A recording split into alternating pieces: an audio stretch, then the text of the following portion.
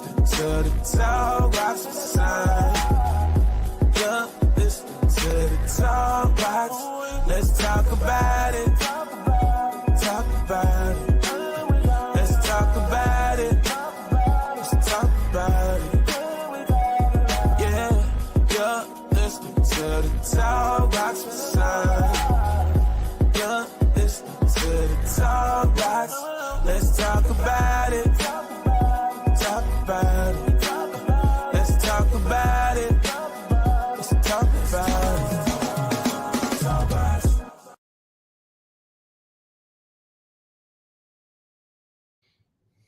Hey, you guys, it's your girl Sonia G here on the TalkBox. We want to welcome you. And you know what we say?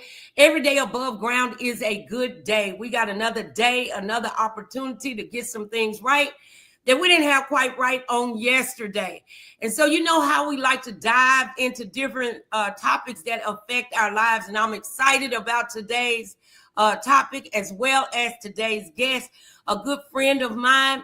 We're talking about life and the law. And I have a good friend of mine, Attorney Lyn Graves, here with us today. Woo! Hey, Lyn. Hey, Sonia. Thanks for inviting me. It's fun to be here. I'm just glad to have you here. It seems like such a long time since we were actually working in the same office. It's been a long time ago. But I'm glad to have you here. When I think about life and the law, there's so many aspects of the law. So, but you deal with something that is really very important as we in our communities, we're getting older. We have to deal with. So can you share a little bit about the area of law that you actually practice? Yeah. So I'm an attorney at Evans, Bullock and Parker here in Murfreesboro, on the corner of Spring and Lytle. Been here about 9 years. Been practicing for about 16 years. And what I mainly do now is disability law. So that encompasses Social Security as well as Veterans Affairs. So I help folks get their Social Security benefits if they've been denied. And then also I can help veterans get their benefits. So as you know, I'm a retired veteran myself. So helping the veteran community has been a big part of my practice since I started, and something that I enjoy doing. Of course, I want to work with all my clients to help get the benefits that they've got coming to them.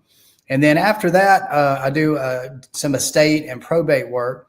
I represent when someone has passed away. I represent the family, the executor, and helping them to administer the estate of their loved one. And then after that, there's a few other things that I do, but that's the bulk of my practice right there. Bulk of your practice. Well, those are two great things. Especially somebody like me and my family, we're getting older, and so those are things that will come in handy, and the knowledge that we need. Let me ask you this. I know that with all the laws and rules changing, so surrounding Social Security and disability, how has that affected even the veterans? Some of the laws and stuff that have changed. How does that look? Yeah, that's a great question, Sonia. There's changes to the laws just about every year. And let me start talking about the VA. Years ago, I'd say back in 2018, the VA made the government made some severe drastic changes to their appeals program. And it really benefited the veterans a lot because it gave them different options on an appeal. So for instance, in a scenario where a veteran had applied for benefits and been denied, back in the day, the veteran could just do what was called a notice of disagreement or a formal appeal, and that might take literally months or even years in front of an administrative law judge. Sorry about that. That's all right. That's all right. My dog. But yeah. And so now let me ask you, so you said that it changed for the better. It changed for the better. So has anything been reversed in this climate? Not recently, and that's a question I've been getting a lot recently after the election and after the administration has changed. There are some changes that they've been talking about, and of course, we've all heard about the reduction in the force of government agencies, and I think the VA is going to be a part of that. And I think Social Security is part of that also. But I haven't seen any drastic changes yet. The changes that I've seen over the years have been legislative, as well as just court cases. The court case that really stands out to me was a few years ago, the Procopio case, which granted an extended benefit eligibility to Navy veterans and also Coast Guard. Of course, I'm a Coast Guard veteran, and so that was really important that expanded eligibility. Especially for the veterans that had herbicide exposure. And so that led to the Blue Water Navy Act that codified the Procopio case. And then even more importantly, recently, we've seen the PACT Act, and that has even further expanded eligibility to more benefits for more veterans. So there's been a lot of positive changes that I've seen that helps veterans and helps veterans' families when they've applied for these benefits. Well, that sounds great. But like you said, there has been already a lot of reduction in employees and that sort of thing. So even though you haven't seen anything, direct, I would imagine if we keep scaling back, it's going to eventually hurt the disability and Social Security and the veterans benefits. So what do you think we need to do as a community? What do we need to do to help out? Do we need to all rush down there and go ahead and sign up for all your benefits as quick as you can? Or what do we need to do? Well, I think, a disability claim is an individual claim. And so each person, each individual who has a disability will need to file that claim. Hold on a second, let me just silence this. Sorry about that. And so it just depends on, it's a case-by-case basis. And so we've talked a little bit about VA, so going to the Social Security side of the house, when a worker has worked for years and paid their taxes and paid into the system, they're eligible for different benefits. The Social Security Administration. What's the age? What age? Social Security. Okay, that's a great question. So it's just about any individual who has a disability. So I've represented children.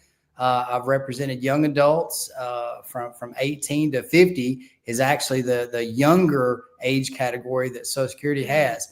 And then I'd say most of my clients are in their 50s, which is what Social Security describes as closely approaching advanced age or advanced age.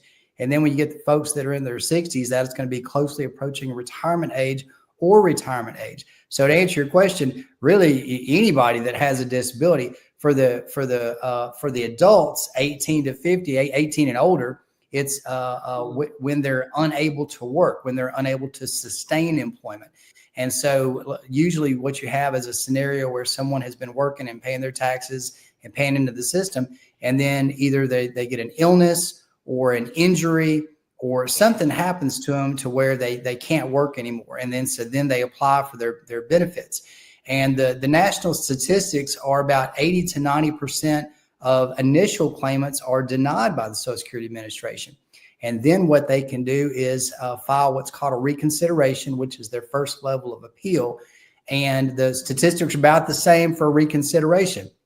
And that's where they've been denied a second time. So when a claimant has been denied a second time, then they can ask for a hearing in front of an administrative law judge. And that's a very important step in that process because the case leaves the local office, and we have a office here in Murfreesboro, and goes to the next level up, which is their Office of Hearings Operations. And for us in Murfreesboro, usually I go to Franklin to represent those folks.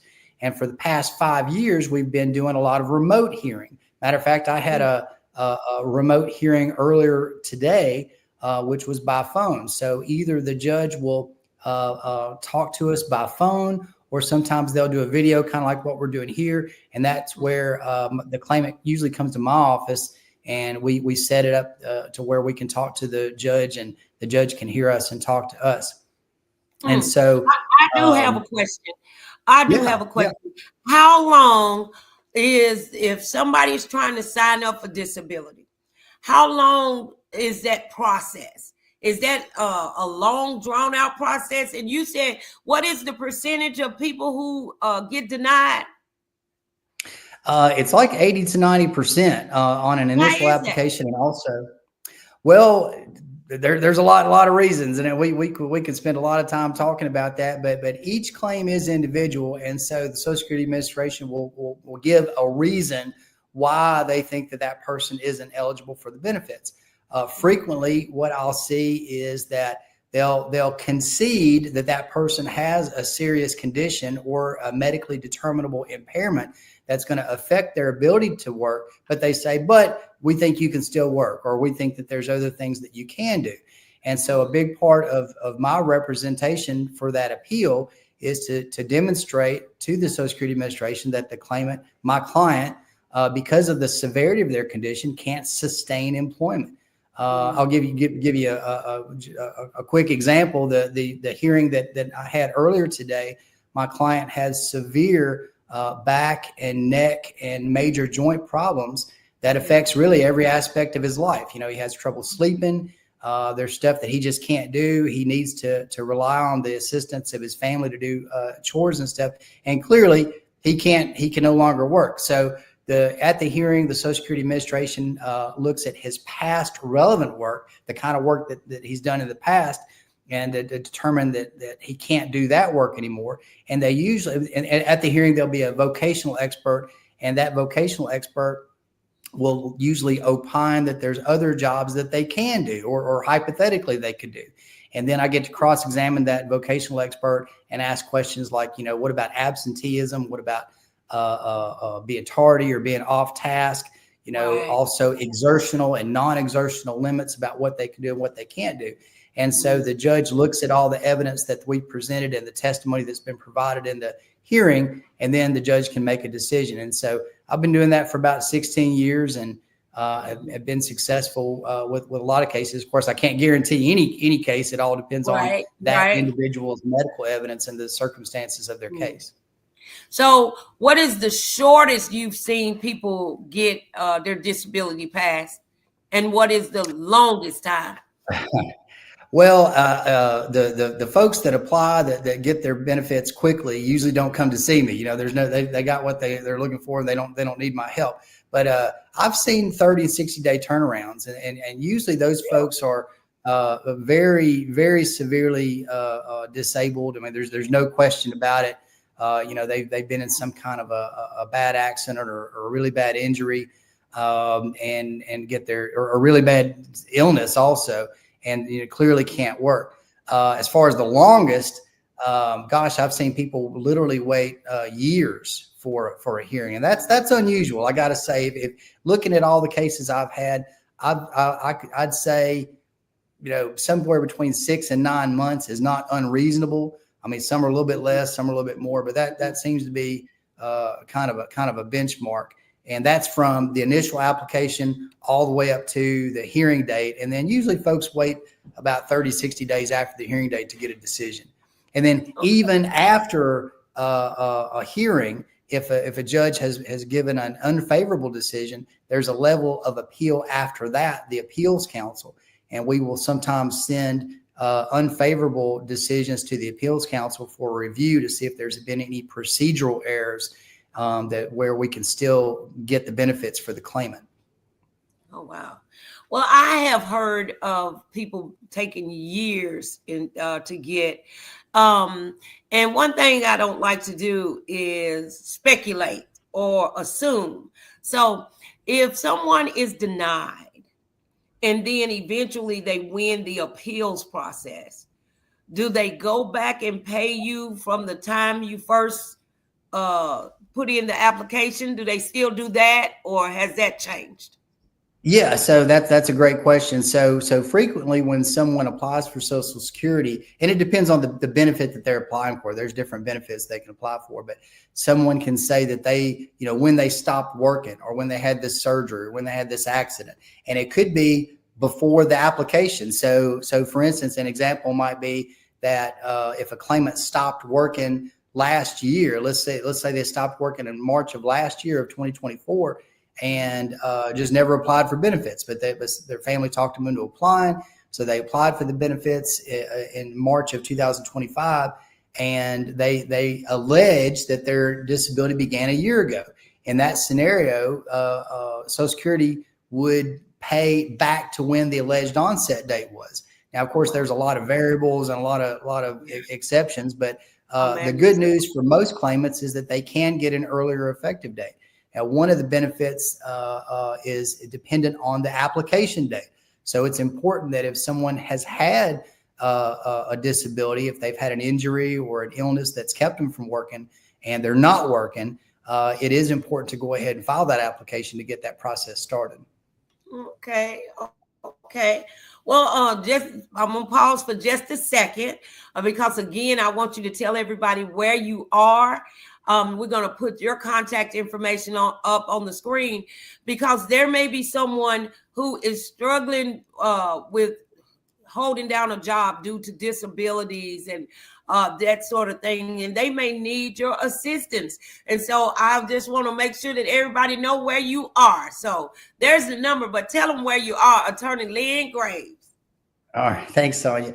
So I'm at Evans, Bullock and Parker. And we're in downtown Murfreesboro, a couple blocks off the square on the corner of Spring and Lytle, 302 North Spring Street. You've got my number there. And so if anyone has questions or if they have a family member that may have questions, they're certainly welcome to call and make an appointment or just call me. We can talk about the case and I can give them some advice after I've talked to them a little bit. Well, good. Now let's just dive right back in. I know that when you and I worked together, when up at Price and Tidwell, and I miss John so much. Let me throw that out there. But we did a lot of different things. We were doing mostly criminal law on my side. So let me ask you, what made you become an attorney? And I know that back in the day, we used to do criminal law. So what made you switch? What put you in a different mindset? Well, that's a great question. And you were talking about John Price, and I miss him as well. John was a great man. He was a former district attorney and just a good guy all the way around. I had left the military, and I was still in the National Guard. And so I was in the Coast Guard first, and then I changed over to the Army National Guard. And so something I'd always thought about doing was going to law school and becoming an attorney. And so when you say Price and Tidwell, John Price and Barry Tidwell, of course, Barry Tidwell is one of our circuit judges, and he's been on the bench for years and has served this community well since he's been on the bench. And I started working for them. I went to Nashville School of Law. And in the middle of going to Nashville School of Law, after my third year, I got deployed to Iraq. So that made my law school take a little bit longer. And when I got back, I was able to graduate and pass the bar exam on my first try. So Nashville prepared me well for the bar exam. And biggest reason why I was doing everything else was because Barry and John they were doing all the criminal work. So they brought me on to kind of do everything else, right? And John was the one that talked me into doing Social Security law, so I had to learn all about that, and started taking cases and going to hearings, and I learned how to do that, and have been doing it ever since. And about a year after I was doing Social Security work, I had an appointment. And it was a veteran, and he and I spent most of the time just swapping war stories and talking about our experiences in the military. And I realized that he was talking about a VA claim. And I said, hey, full disclosure, just so let me be honest with you. I said, I haven't done any VA work. He said, well, I can't find anybody else to take my case. He said, I like you, if you want to take my case. So that's Let's how try it I out. got my first. Yeah, just try it out. And so same thing, just jumped into it and read a lot of books and studied a lot of case law and learned about VA. And so I've been doing that since then. And over the years, that's just become the biggest part of my practice. And that's still what I do. Well, it looks like God just lined you up anyway, with you being retired from the military. And I just wanted you, I know you know this, but just in case somebody else don't know it, because I do truly, I'm backing up a little bit. I love and miss John tremendously. And when I worked alongside with you at Price and Tidwell, and a lot of people don't know that John was the one who sent me to prison in the early 90s. And then here I come out and he hires me to work for him. And so with that being said, if anybody is doubting their life or struggling with anything, I just want you to know that every day above ground is a good day. We got another day to get some things right that we didn't have right on yesterday. So being a paralegal to John and Barry during that time was a lot of the highlight of my life, because people just couldn't believe it. They couldn't believe that he hired me because we fought so bad when he was the district attorney. We fought so bad and everything. But and my only not a regret, but I wish that the laws were different as far as, because now they won't even let me take the bar just because I was bad a long time ago, So that's why he had to hire me in the capacity that he did. But I did funny story. When John was the district attorney, I went up against him representing myself pro se. And I made John so angry that he told the judge she needs to get a lawyer. I'm like, what? No, I can see John saying that. I think that's what made us become friends, because he was looking at me as the crackhead that I was at the time. But he was like, how's she beating me? What in the world? And I just thank God that he was a man of his word. He told me, if you ever straighten up, I'm giving you a job. And lo and behold, you did great. So, you did a great job for us. Yeah. Hey, so I'm so thankful for that. I just wanted to put that story out there. But so you being in the service and everything, and now doing all of the disability and VA and Social Security, what advice do you give to someone what do we need to look for in an attorney? Say, you do disability, Social Security, whatever.